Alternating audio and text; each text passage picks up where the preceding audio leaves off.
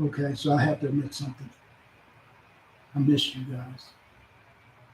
And I just wanted to have another chance to talk to you about something that I was going to put off a little bit, but I can't hold off. I miss you guys so much.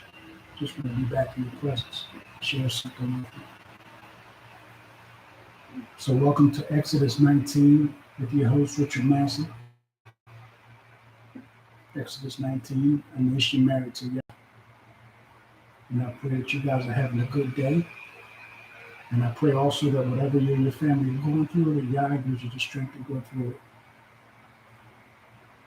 So today is titled, Come, Let's Reason Together.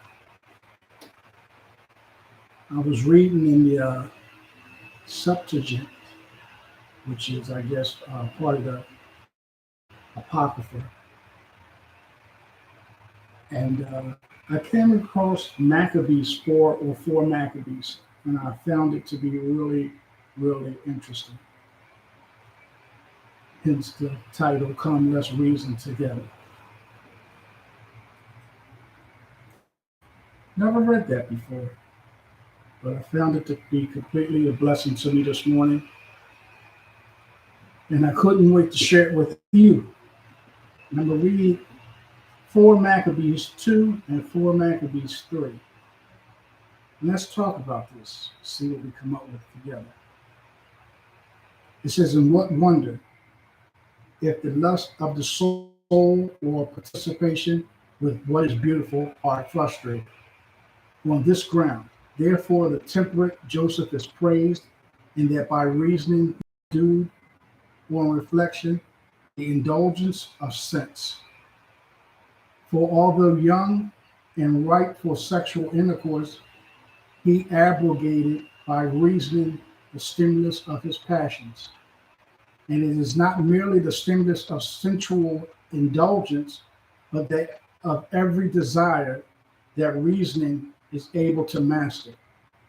So this is talking about Joseph when he was in position to sleep with the king's wife who wanted badly to sleep with him. And this is saying that even though he had the passion to do it, he reasoned himself out of it. Again, the title is Come, Let's Reason Together. It says, on this ground, therefore, he temperate Joseph. The temperate Joseph is praised in that by reasoning, thinking, pondering, letting the Spirit talk to him, giving him wisdom, on reflection, the indulgence of sense.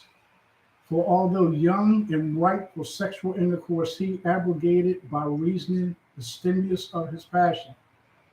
And it is not merely the stimulus of sexual indulgence, but that of every desire, that reasoning, your reasoning is able to master. What do you think about that? Is there something that's going on in your mind right now that you want to do, that your flesh is calling to do? But is Yah looking for you to reason, letting the Ruach minister to you? What do you think? Did he give you enough information to give you remembrance to reason yourself out of the things that you are about to do, the mistakes that you're about to make? It says, "Now then, since it is the law which has forbidden us to desire, I shall much more easily persuade you that reasoning is available to govern our lust. Reasoning is able to control your lust. You don't have to do what you're doing. You don't have to say that the devil, that Yah is still working on you.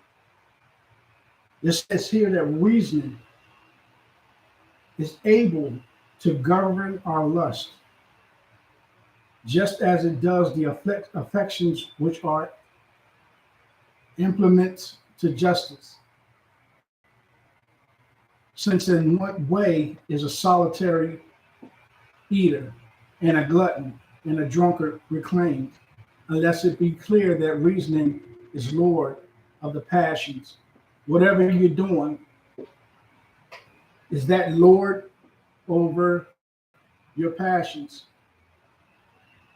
Do your passions win out because you really want to do this so bad? Are you able not to fight it because you really don't know how important it is to you, not for you to do it? Come on, let's think about that food. Let's think about the drinking.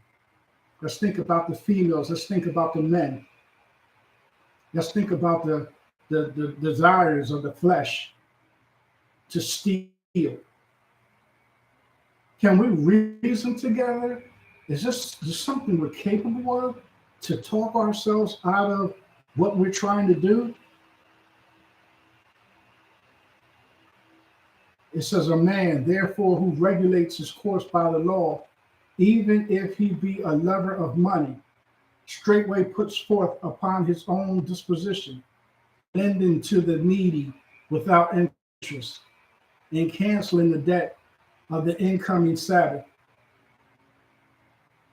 Should a man be presumptuous, he is ruled by the law, acting through reasoning, so that he does not glean his harvest crops. So he has to reason with himself together, and I guess I'm understanding this right, because the Bible says, don't glean the corners, leave it for the poor. But you can tell yourself, well, I'm going to take it anyway, and I'm going to get all of it because it's mine. I don't worry about the poor. I don't worry about the homeless and the needy. Disregard the law. I can make more money with more food that I rake in. Right? So the law is saying to leave some for the poor, but in your mind, you can make more money, so you take it in anyway. It says, for the law conquers even affections towards parents, not surrendering virtue on their account. And it prevails over marriage, love, condemning it when transgressing the law. And it lords it over the love of parents towards their children, for they punish them for vice. And it domineers over the intimacy of friends, reproving them when wicked. I think it is not a strange assertion that reasoning can, in behalf of the law, conquer even enmity. You can reason yourself out of hating somebody. You can reason yourself out of going against a person that you really don't like, even though they did something possibly to really hurt you. Come, let us reason together. Let's get this thing out the way. The Bible says, leave your gifts at the altar and go and talk to your friend. And I can be guilty of that. I can feel like I'm justified not to talk to somebody. Small testimony. Me and my brother and my sister-in-law and my other brother, we haven't talked since mom died. And here I'm on a podcast talking about what Yah likes and how we need to do better in Yah. And I have to admit, my sister-in-law texted and reached out to me, and we met, and it was a really good feeling being back in their lives and seeing them and sitting across the table from them. It was really cool. And we both said when we departed that we can't stop keeping in communication with each other. And I feel good about that.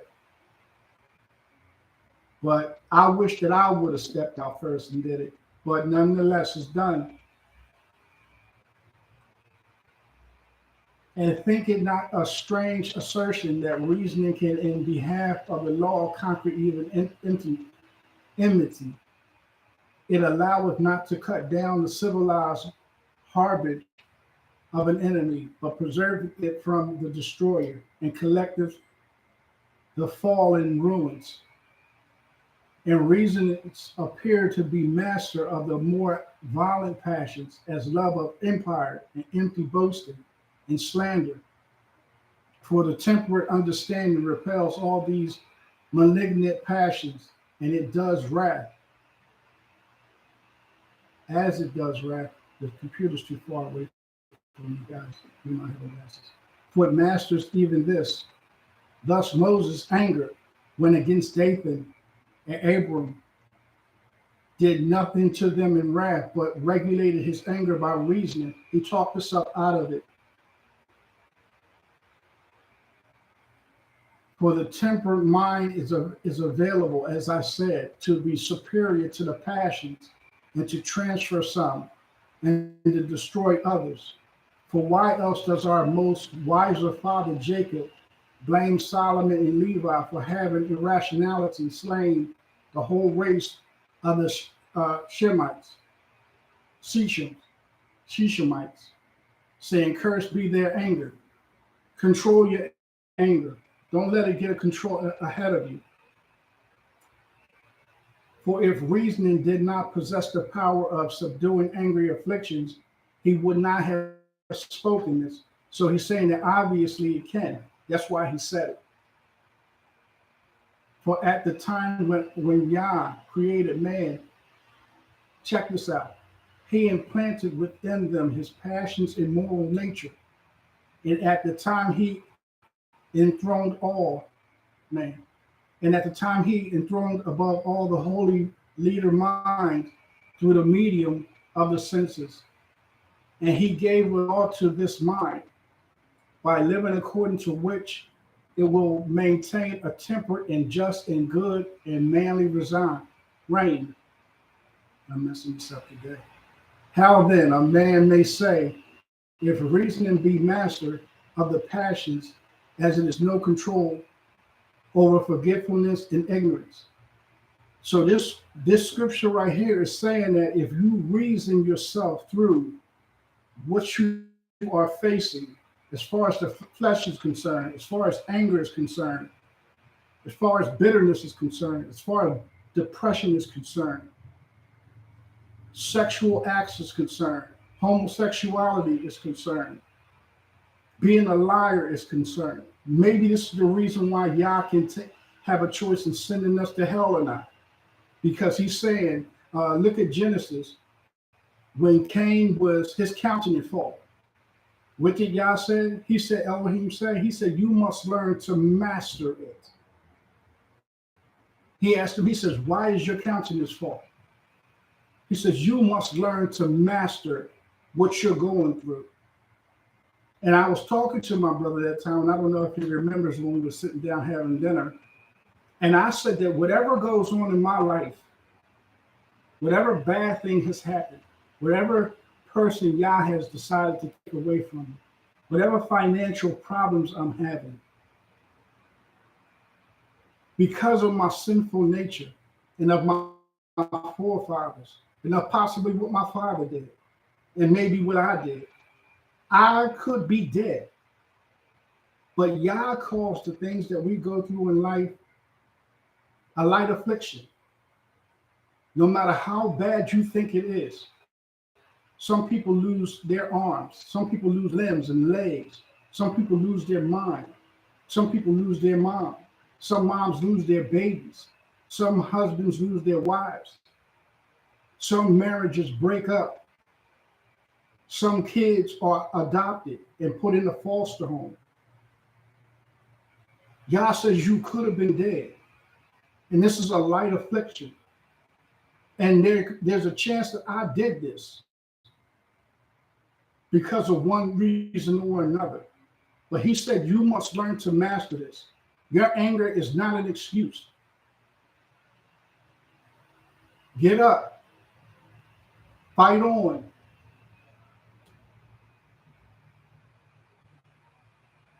Don't just lay there. If I did it for a reason. I did it to wake you up. I did it to shake you up. Because Satan is not running around here starting all these fires, and then Yah is running behind him putting it out. If you agree that Yah is stronger and more powerful than Satan, then there has to be a reason why he's allowing Satan to do some of the things. He says, I'll build up and I take down. And I bless and I don't. And I bless one person and I don't bless another person. It's his call. That's why the disciples said that when I'm going through, I learn to rejoice in good times and bad. When I have money and when I'm broke. When I have clothes and when I'm naked. When I'm cold and when I'm hot. I learn to give Yah praise. It says the argument is exceedingly ridiculous.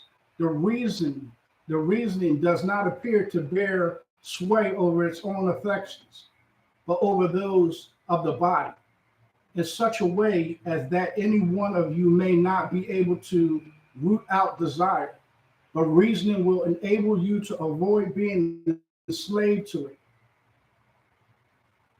One may not be able to root out anger from the soul, but it is possible to withstand anger.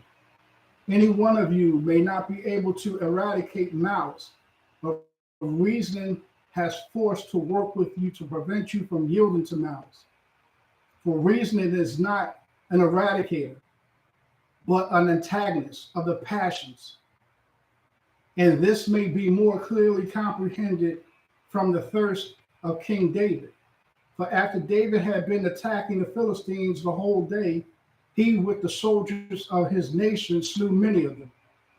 And when evening came, sweating and very weary, he came to the royal tent, about which the entire host of our ancestors was encamped. Now all the rest of them were at supper, but the king, being very much athirst, although he had numerous springs, numerous access to different waters, he could not by their means quench his thirst. But a certain irrational longing for the water in the enemy's camp drew stronger and fiercer upon him, and consumed him with languish. Wherefore his bodyguards, being troubled at his longing of the king, of this longing for the king, the bodyguards noticed that he desired some water that was within the enemy's grounds, or within the enemy's camps. And they had concern for their king. So what did they do? Where was he at? Wherefore his bodyguards, being troubled at his longing of the king, two valiant young soldiers, reverencing the desire of the king, put on their panoplies, and taking a pitcher, got over the ramparts of the enemies. And unperceived by the guardians of the gate, they went through the whole camp of the enemy in quest. And having boldly discovered the fountain, they filled out of it the draught for the king. But he, though parched with thirst, reasoned that a draught reputed of equal value to blood would be terribly dangerous to his soul. And I guess he's saying, I desired this water. I couldn't get it off my mind. And two of my men observed the fact that this was bothering me and crawled into the enemy's camp and got some water for me, filled up a pitcher of water and brought it to me. And now that I have it, I can't drink this water. It's not deserved. It will be terribly dangerous to his soul. Wherefore, setting up reasoning in opposition to his desire, even though he wanted the water, he poured out the draught to Yah. His flesh wanted the water. He didn't feel like he deserved it, even though he wanted it desperately. When his men gave it to him, he poured it out to Yah like a toast. Like my flesh really wanted this water. But who greater to give it to than the one that just helped me defeat the Philistines in a bloody, messy war?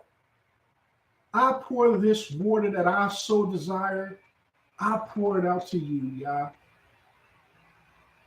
That drink that I want so bad, I won't drink it unto you, Yah.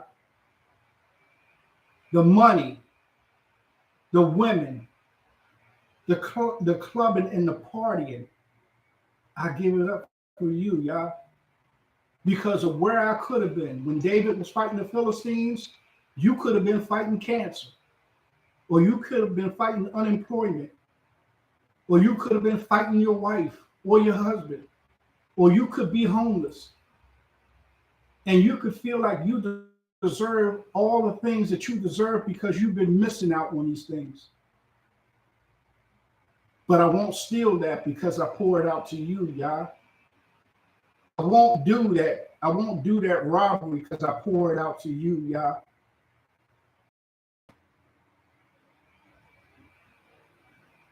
For the temperate mind has power to conquer the pressures of the passions and to quench the fires of excitement, to wrestle down the pains of the body, however excessive, and through the excellency of reasoning, to abominate all the assaults of the passions, to blow them up.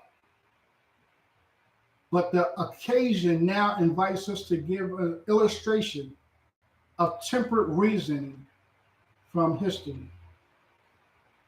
For at a time when our fathers were in possession of undisturbed peace, through obedience to the law, and so that Seleucus Nicanor, the king of Asia, both assigned them money for the divine service and accepted their form of government. Then certain persons bringing a new contrary to the general, I don't know, in various words fell to calamities. Come on, y'all. This says that we don't have to fall for the okie doke. We can make it through. I just felt like this is something I wanted to come on real quick. Because number one, I said I missed you. And I wasn't lying. Just wanted to get this podcast out. Maybe with my horrible reading, I pray that it bless somebody. Come, let us reason together. Come on. Give God some glory by pouring out some of your fleshly, sinful natures. Do it. Pour it out unto Yah. Just a reminder that this podcast is on Spotify and Instagram and TikTok, and I'm live on YouTube as well. So don't forget to like my page and to share my page where it applies. And don't forget to hit the notification button. And don't forget to subscribe as well. Listen, I really hope that this blessed somebody. Because when I was reading this morning, it definitely touched my spirits. I was trying to describe it to my wife. And I said I was going to wait until early Friday. But I just felt like coming out and saying something because maybe somebody needed it. So, shalom and have a good rest of your night.